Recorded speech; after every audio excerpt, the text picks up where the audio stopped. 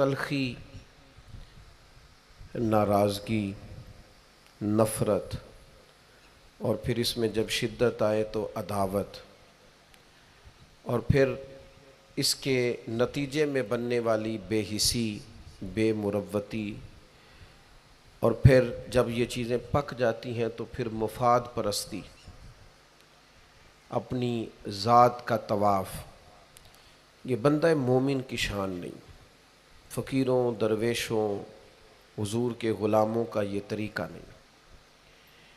جس طرح آپ اپنے جسم کا کوئی حصہ تھوڑا سا سخت ہو جائے تو محسوس کرتے ہیں نا، یہ زخم بن جائے گا، گلٹی بن جائے گی، یہ آپریٹ کرانا پڑے گا، تو فوراً اس کا علاج کراتے ہیں۔ اسی طرح دل بھی جیسے ہی سخت ہونے لگے، اس میں کوئی کڑواہٹ آنے لگے، کسی جگہ کوئی ترش روئی پیدا ہونے لگے، فوراً اس کا علاج کریں، اپنے ذہن کو سمجھا کے بہلا کے مثبت چیز کی طرف لائیں۔ محبتیں زندگی کے ہر مسافر کے لیے اتنی ہی ضروری ہیں جتنی سانسیں اس کے لیے ضروری ہیں۔ اگر آپ محبت والے نہیں تو آپ کچھ بھی نہیں۔ اقبال فرماتے ہیں بجھی عشق کی آگ اندھیر ہے، اب یہ مسلمان نہیں، یہ خاک کا ڈھیر ہے۔ اپنے اندر وہ حرارت، وہ تازگی ہمیشہ محبت کی قائم رکھیں۔ اللہ سے بھی محبت، رسول اللہ سے بھی محبت، حضور کے ہر صحابی سے محبت۔ اور اولاد رسول کا معاملہ اس طرح کا ہے، ہمارا نا مزاج ہوتا ہے جان چھڑانے کا، فلانا بڑا اچھا تھا، اس کا بچہ اچھا نہیں، تو بھائی قرآن مجید تو کہتا ہے کہ جن کا باپ اچھا ہو ان کی وجہ سے بھی ان لوگوں سے پیار کرنا چاہیے، صرف اتنا ہی کہ باپ اچھا تھا۔ حضرت خضر نے اور جناب موسیٰ علیہ السلام نے دو یتیم بچوں کی دیوار سیدھی کر کے جب کہا گیا جناب یہ تو بے مروت لوگ ہیں، پانی نہیں پوچھا اور آپ ان کی دیواریں بنا رہے ہیں، تو فرمایا وَكَانَ أَبُوهُمَا صَالِحًا، ان کا باپ نیک آدمی تھا۔ تو بھائی انہوں نے یہ تو پوچھا ہی نہیں کہ بچے پڑھے لکھے ہیں کہ ان پڑھ ہیں، جاہل ہیں کہ بے مروت ہیں۔ یہ ہونا چاہیے بچوں کا قابل ہونا۔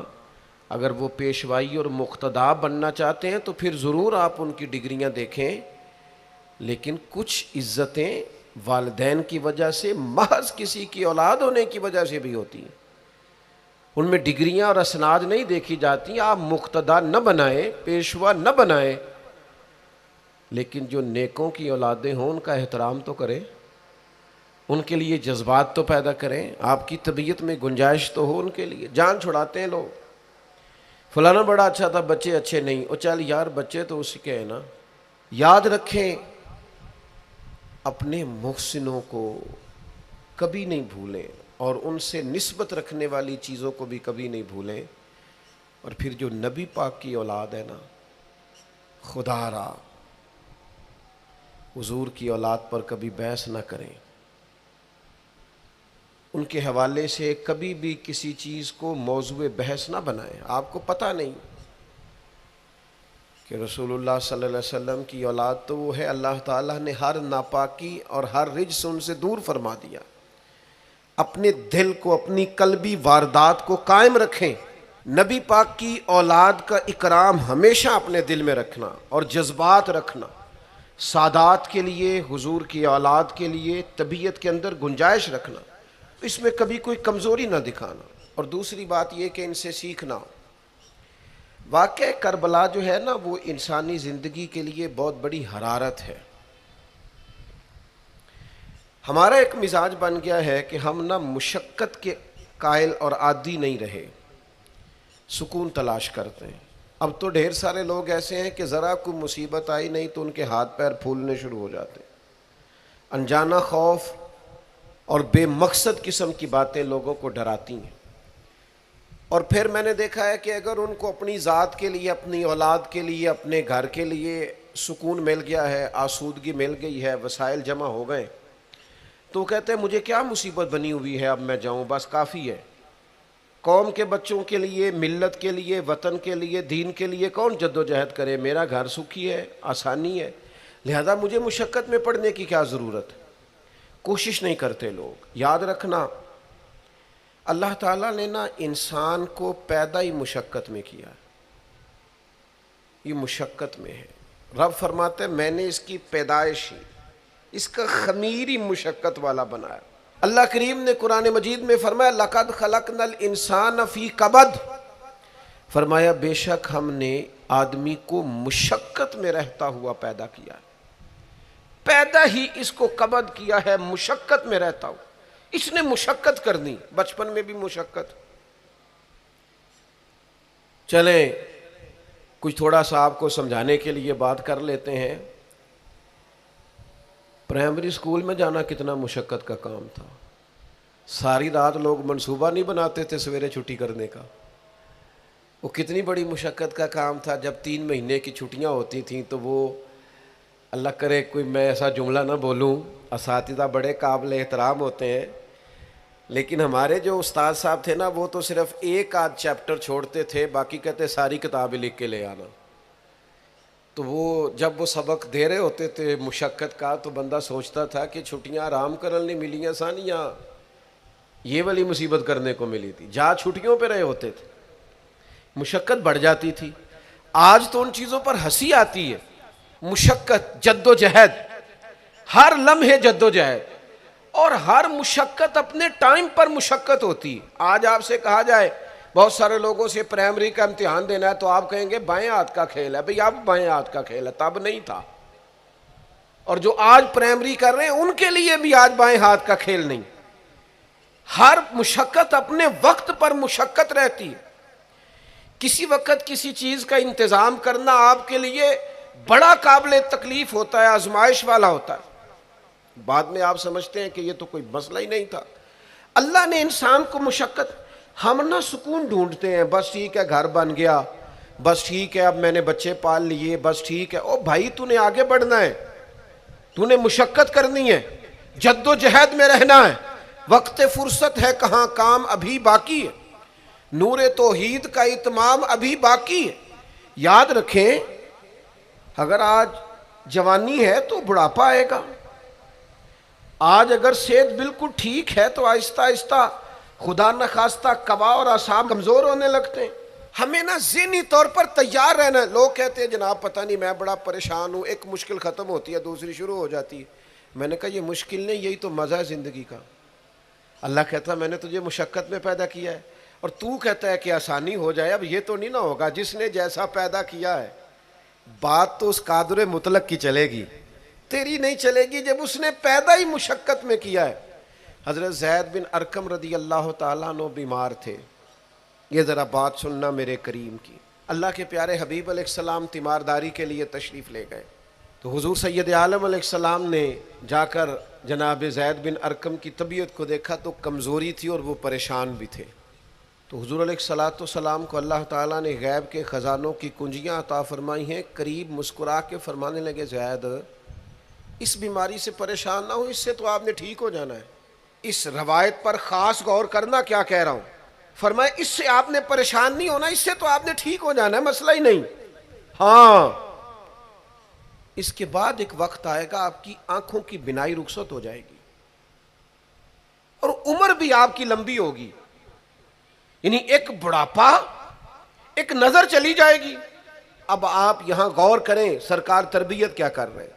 حضور فرما رہے ہیں یہ جو مشکل ہے یہ تو گزرنے والی ہے،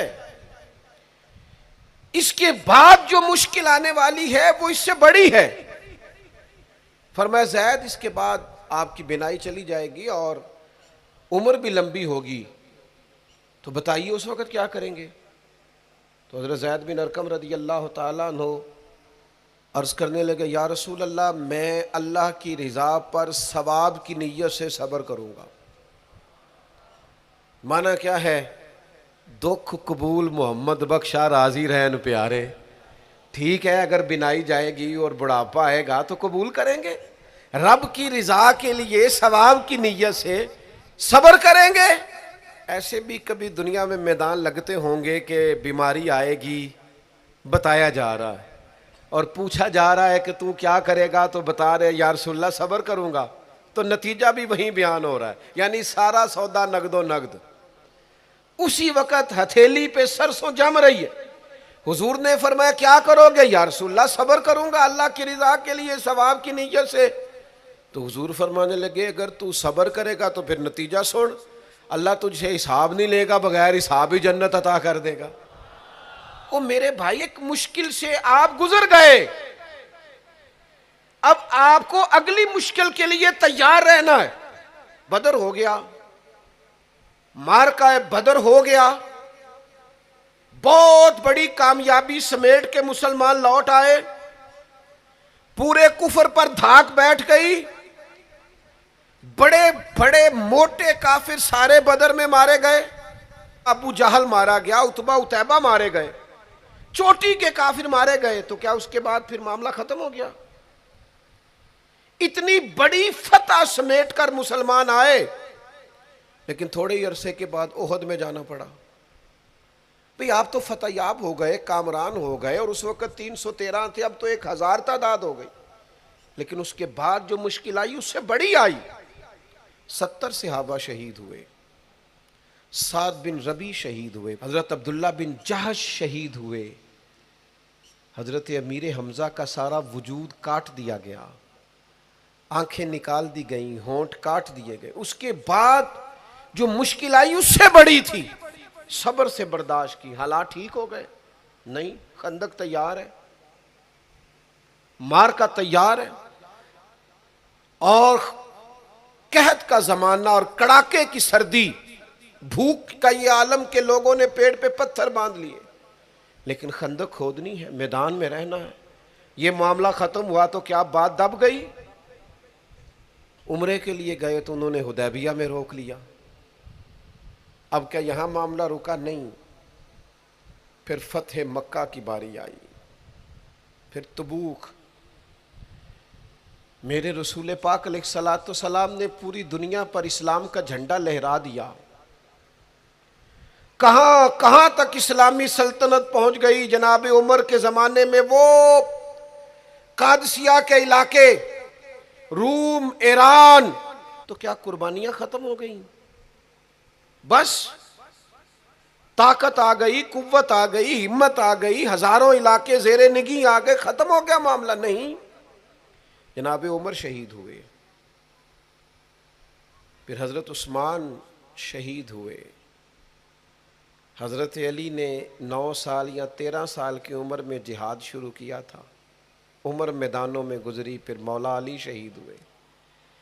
اب کیا آسانی ہو گئی، آسودگی ہو گئی؟ نہیں، یہاں تو باریاں ہیں امتحان دینے کی۔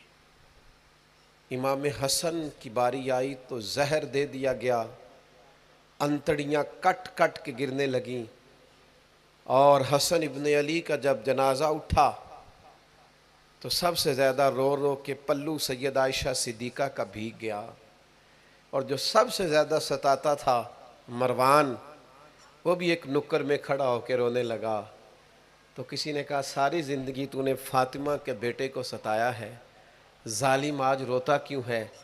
کہنے لگا میری مخالفت اپنے جگہ پر، جو اٹھ کے جا رہا ہے وہ رسول پاک کا مکمل نمونہ تھا۔ اس میں کوئی شک نہیں کہ صبر، رضا، استقامت، حسن عمل، حسن کردار، اخلاق عظیم، یہ ختم تھے۔ تو یہ امتحان تو جاری رہا۔ امام حسین کی باری آئی، چھوٹے تھے، زیادہ لاڈلے تھے، زیادہ پیارے تھے۔ کچھ لوگ ایک کا لاڈ دیکھتے ہیں، کچھ کئیوں کے لاڈ دیکھتے ہیں۔ نانا کا بھی لاڈ دیکھا، اور والدہ کا بھی دیکھا، والد کا بھی دیکھا، بہنوں کا بھی دیکھا، بڑے بھائی کا بھی دیکھا۔ حسین سب سے لاڈلے تھے۔ حسن کی بھی کیا بات ہے، امام علی مقام کی کیا بات، پر امام حسین سب کے لاڈلے تھے۔ لیکن جب امتحان دینے کی باری کربلا میں آئی تو اکیلے کھڑے تھے، نہ پشت پر نانا، نہ ہاتھ میں شیر خدا کی انگلی، نہ پلٹ کے جا کے ماں کے پلو میں چھپنے کا موقع، نہ حسن موجود ہے کہ بڑے بھائی سے مشورہ لے لیا جائے، کوئی نہیں۔ یہ کون ہے اٹا ہوا غبار میں اٹا ہوا؟ یہ نبی کا نور عین ہے، یہ بالیقین حسین ہے اکیلے، اور باقی جتنے تھے وہ سارے چھوٹے تھے۔ وہ بڑا مشکل کام ہو جاتا ہے جب آپ سب سے بڑے ہو جائیں اور صرف آپ کو تسلی دینی ہے، صرف آپ کو دوسروں کو سنبھالنا ہے، وہ بڑا مشکل مرحلہ ہوتا ہے۔ لیکن امام حسین نے اس مشکل مرحلے کو اس طرح گزارا کہ وہ بڑے تھے نا، بس اتنا کہوں گا کہ حسین وہاں پر شکر کرتے تھے جہاں پر صبر مشکل تھا، وہاں پر شکر کرتے تھے جہاں پر صبر مشکل تھا، جہاں صبر مشکل سے ہوتا ہے وہ وہاں گردن جھکا کے کہتے تھے آمنا وصدقنا، ٹھیک ہے دکھ قبول محمد بخشا، بس راضی رہن پیارے۔ آپ اس بات کو یاد رکھیں اور اس کو اچھی طرح سمجھ لیں کہ آپ جب تک مزاج مشقت کا نہیں بناتے، ایک کے بعد دوسری، دوسری کے بعد تیسری، تیسری کے بعد چوتھی مشقتیں راہ دیکھ رہی، اور جو مشقتوں کے عادی نہیں وہ پھر پچھلی صفوں میں ہے، جو مشقتوں کے عادی نہیں وہ پھر کسی صورت بھی نہ نام بنا سکتے ہیں نہ کام کر سکتے ہیں۔ جس کو آرام کرنا ہے، جس کو سکون سے سونا ہے، وہ منزل نہیں پا سکتا۔ آپ کو آگے بڑھنا ہے، آپ کو جد و جہد کرنی ہے، آپ کو کوشش کرنی ہے، آپ کو باہمت رہنا ہے۔ حضرت عمر سے کسی نے کہا تھا کہ میں آپ سے ملنا تو چاہتا تھا پر دوپہر کا ٹائم تھا، میں آیا نہیں، کہیں آپ سو نہ رہے ہوں۔ تو جناب عمر رو پڑے، فرمانے لگے سویا کرتا تھا کبھی، جب سے ابو بکر یہ چابیاں میرے ہاتھ میں دے گئے ہیں نا، تو دن کی بات کرتا ہے میں رات کو نہیں سو پاتا، اٹھ اٹھ کے حضور کی امت کی خبر گیری کرتا ہوں، رات جگے میرا نصیب بن گئے ہیں، آنکھوں کی نیند رخصت ہو گئی ہے، لہجوں میں آرام نکل گیا ہے۔ اور بھائی جب آپ کو جد و جہد کرنی ہے، جب آپ کو آگے بڑھنا ہے، ذہن بناؤ یار، طبیعت بناؤ، آگے بڑھنا ہے، مشقت کرنی ہے، نیند تھوڑی کم لینی ہے، زبان کے ذائقے مزے کے کھانے تھوڑے کم کرنے۔ ہم نے اپنی مرضی سے وہ لیٹے ہیں، وہ آرام کر رہے ہیں، اس سے تھوڑا اٹھ کر سوچنا۔ امام علی مقام کا پیغام یہ ہے کہ تو بڑا تب بنے گا جب تیری زندگی محنت والی، کوشش والی، جد و جہد والی ہوگی۔ اور پھر اس کے بعد کیا کرنا ہے؟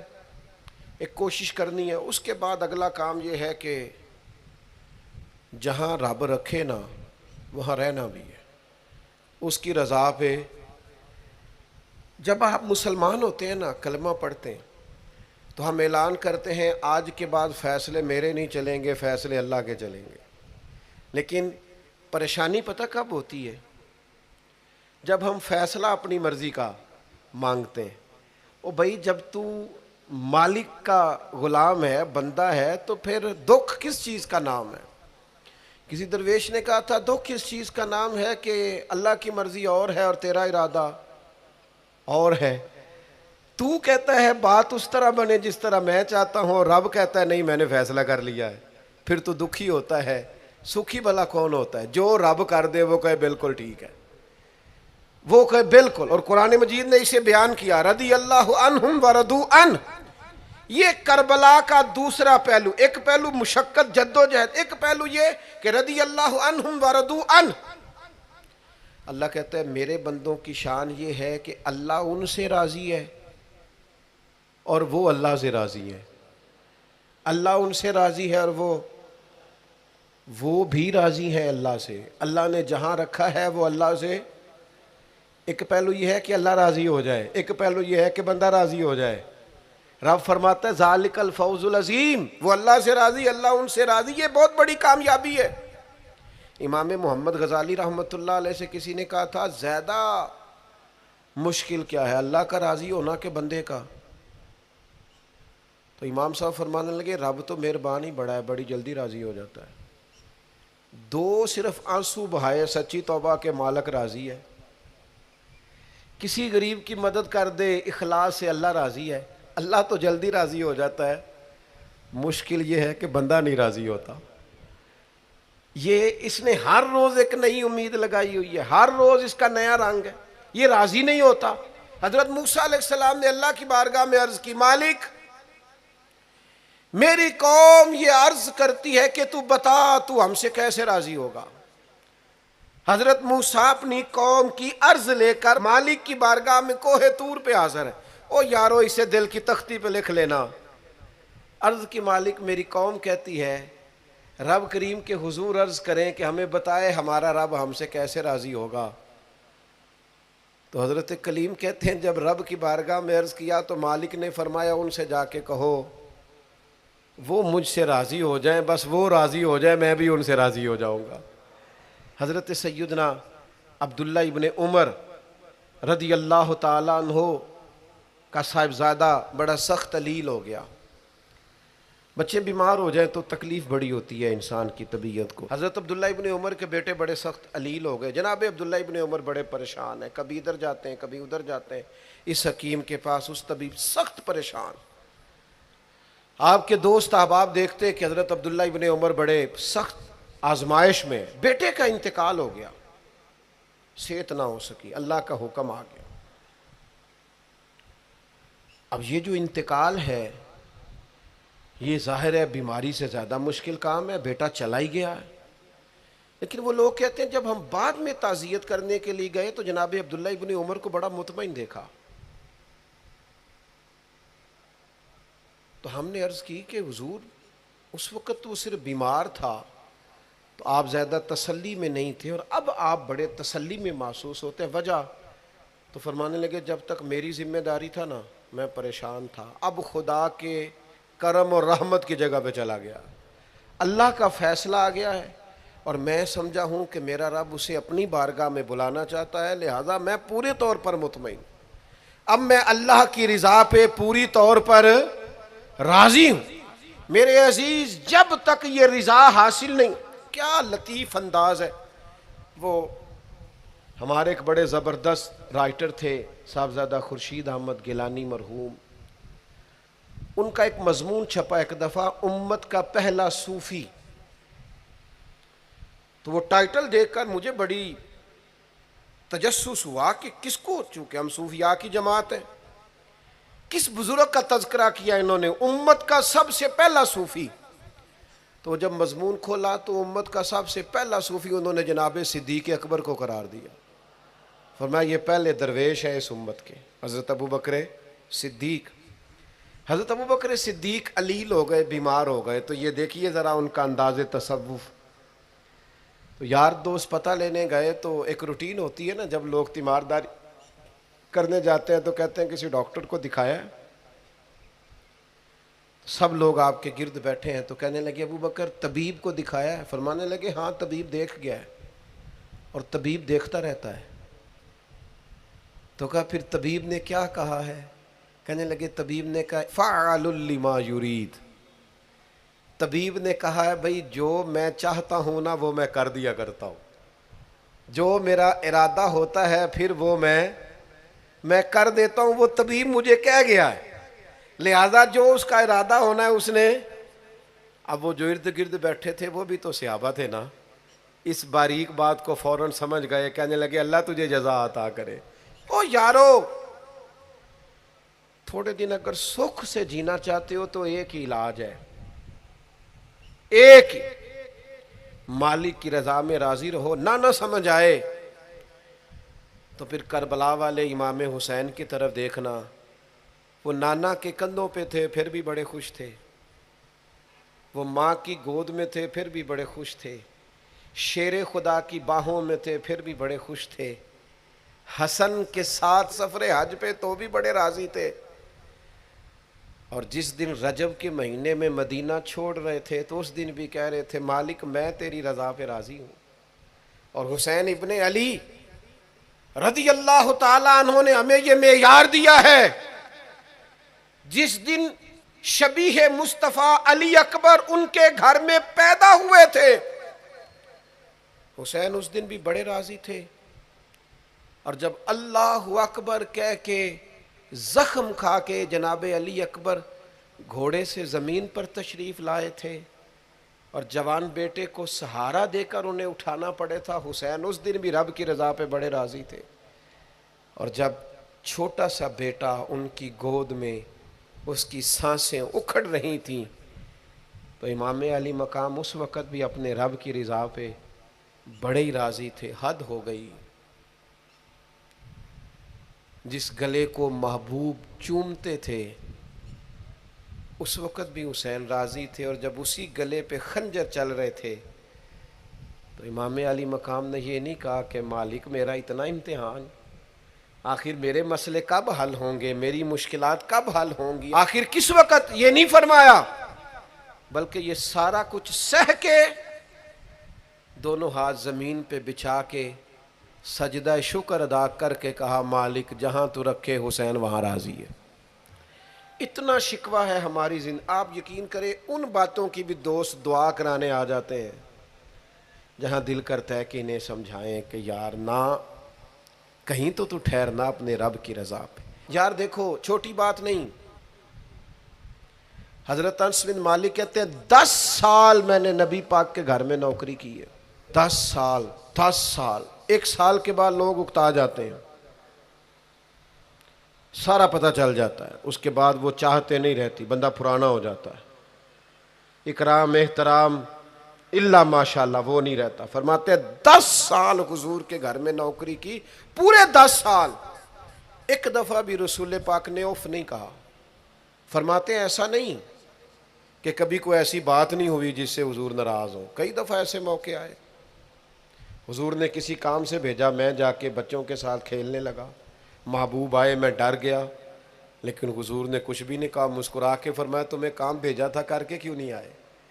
او یار آپ ٹھہریں تو صحیح، استقامت تو ہو، ذرا ذرا سی بات پہ بلبلا اٹھنا، تڑپ جانا، ہر چیز سے الجھ جانا، یہ بندہ مومن کی شان نہیں۔ طاقتور زندگی گزارو، طاقتور، ایک تو یہ کہ مشقت کرنی ہے، دوسرا اللہ کی رضا پہ راضی رہنا، اور تیسری بات یہ سوچیں کبھی ذاتی قسم کی نہیں بنانی،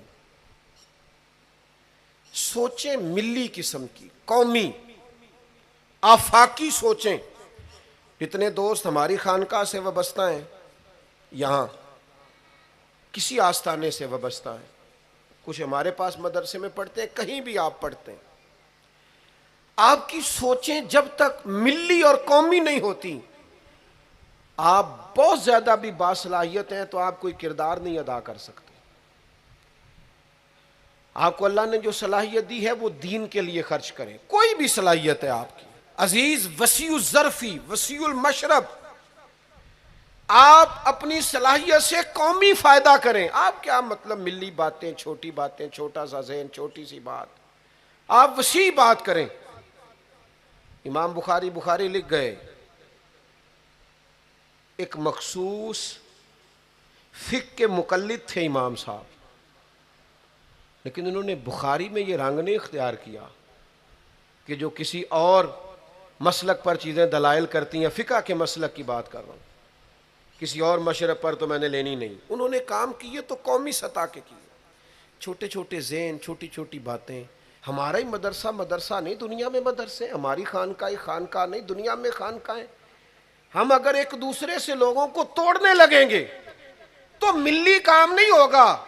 ہم گھر نہیں بنانا چاہتے، ہم رسول اللہ کا دین تعمیر کرنا چاہتے ہیں، دین اس امت کے اندر لانا چاہتے ہیں، نافذ کرنا چاہتے ہیں۔ تو ہم تو تھوڑے سے لوگ ہیں کام کرنے والے جو پوری دنیا میں کام کر رہے ہیں، کہیں بھی کوئی کام کر رہا ہے، ہم نبی پاک کا دین لانا چاہتے ہیں تو ہم تو ہر ایک کو سپورٹ کرتے ہیں، جو تھوڑا سا بھی کام کر رہا ہے اسے سپورٹ کرتے ہیں۔ میری آپ سے گزارش ہے، جس کاز کے لیے امام حسین نے جان دی تھی نا، اس کاز پر کام کرنے کی ضرورت ہے۔ اب کیا کرنے کی ضرورت ہے؟ اب وہ پیغام جو امام علی مقام کا پیغام ہے، دین کے لیے کام کریں، بے حیائی کے خلاف، عریانی کے خلاف، بے دین قوتوں کے خلاف، لوگوں کو سکون ملے گا، انہیں قائل کریں کہ سکون تمہیں نماز میں ملے گا، عبادت میں ملے گا، دیانتداری میں سکون ہے، قناعت میں سکون ہے، عزت نفس اور خودداری میں جو تمہارے لیے اللہ نے رکھا ہے اس میں سکون ہے۔ لوٹ کے کھاؤ گے تو سکون نہیں ملے گا۔ میرے بھائی، اس سارے پیغام کو عام کرنے کی ضرورت ہے، پھیل جائیں دنیا میں، اور جس طرح اپنے حق میں لوگوں کو قائل کرتے ہو نا، کوئی مجبوری بن جائے، اس طرح لوگوں کو دین کے حق میں قائل کریں۔ منت کر کے بے نمازی کو نمازی کریں، منت کر کے جو دین سے دور ہے اسے دین کے قریب کریں۔ آپ کوشش کریں کہ فروغ دین ہو، جہاں مسجد نہیں تعمیر مسجد میں کردار ادا کریں، اپنے لہجوں سے ہر تھکاوٹ اتار کے آگے بڑھو، ملی قومی سوچیں پیدا کرو۔ ہم نے اس وطن کو بھی تعمیر کرنا ہے، دین کے لیے ہم نے اپنے آپ کو پیش کرنا ہے جس حد تک ہو سکے، اور دین کی تبلیغ کا سب سے بہترین طریقہ یہ ہے۔ امام جعفر صادق سے کسی نے کہا تھا میں دین کی تبلیغ کرنا چاہتا ہوں، کیا کروں؟ پیغام امام حسین کانفرنس میں بات ختم کرتے وقت امام حسین کے پوتے کی بات سنا رہا ہوں، کہا حضور دین کی تبلیغ کرنا چاہتا ہوں، کیا کروں؟ فرمانے لگے دین پہ عمل کرنا شروع کر دے، یہ دین کی تبلیغ ہے۔ آپ کا اچھا اخلاق یہ دین کی تبلیغ ہے، آپ کا معاف کرنے کا جذبہ یہ دین کی تبلیغ ہے، آپ کی خیر خواہی لوگوں کا بھلا کرنا یہی دین کی تبلیغ۔ صرف تقریر سے تبلیغ نہیں کریں آپ کا عمل اور کردار یہ دین کی تبلیغ ہے۔ آپ اپنا انداز زندگی بدل جائیں، انداز خوبصورت کر جائیں، یہ دین کی تبلیغ شروع ہو جائے گی۔ 3 باتیں آپ کی خدمت میں رکھی ہیں اس پورے گفتگو کا نتیجہ۔ ایک تو زندگی مشقت والی، محنت والی، جد و جہد والی۔ یہ جو نوجوان آرام ڈھونڈتے ہیں نا، سکون، اقبال کہتے ہیں لہو مجھ کو رلاتی ہے جوانوں کی تن آسانی، یہ تیار ہو جائیں۔ مشقت، جد و جہد، کوشش، اور دوسری بات اس کوشش کے بعد بھی رب جو فیصلہ کرے رب کے فیصلے پر راضی رہیں، مقام تسلیم و رضا والی زندگی گزاریں۔ اور تیسری گزارش، سوچیں سطحی نہیں، ذاتی نہیں، عالمی سوچیں۔ میں بڑے درد سے یہ بات عرض کروں، لوگ اپنی ذات کے لیے دین کا استعمال کرتے ہیں، اپنی ذات کے لیے۔